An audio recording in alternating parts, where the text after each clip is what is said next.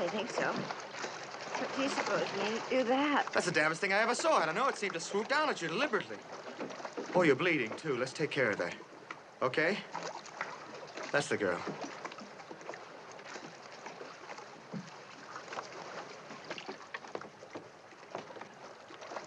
Come on. What happened, Mitch? Gull hit her. A gull? Oh, let's try up at the restaurant, all right? Might need a tetanus shot. I had a booster before I went abroad last May.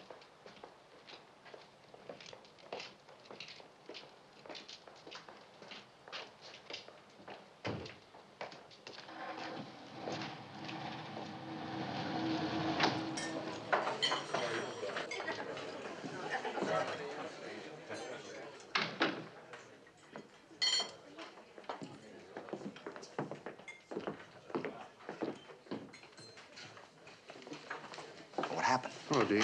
Young lady cut herself. Shall I call a doctor? Oh, I don't think it's that serious. Let's see. Helen, get some cotton and antiseptic. You cut yourself outside in this? Now, don't worry, Deke. She did it in a boat. Well, I had a man trip and fall in the parking lot once. Sued me before I could bat an eyelash. I don't think Miss Daniels is going to sue anybody. Here. Well, you're the lawyer. Thanks, Deke. What's that? Just some peroxide. I'll clean out the cut. So you're a lawyer? That's right. Of course, I usually defend people, Miss Daniels, but if I were prosecuting... Do you practice here? San Francisco. What are you doing up here? What kind of law? Criminal.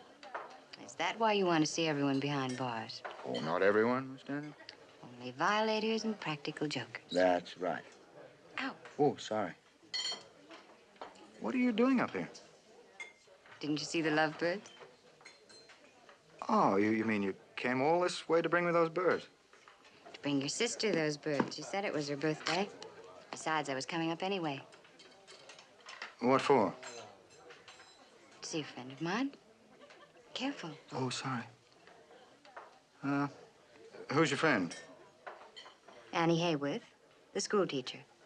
Annie Hayworth. Well, a small world. Yes. How do you know Annie? We went to school together. College. Did you? Imagine that. How long are you staying up here? The weekend. Well, I think the bleeding's almost stopped. Why don't you hold that on?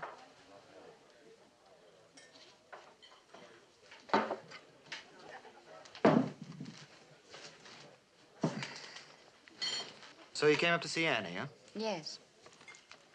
I think you came up to see me. Now, why would I want to see you of all people? I don't know. But you must have gone to a lot of trouble to find out who I was and where I lived. Oh, it was no trouble at all. I simply called my father's newspaper. Besides, I was coming up anyway. I've already told you that.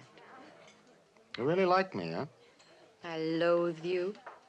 You have no manners, you're arrogant and conceited, and I wrote you a letter about it, in fact. But I tore it up. What did it say? None of your business. I can't say I like your seagulls much either. I come all the way up here to... But you were coming up anyway, remember?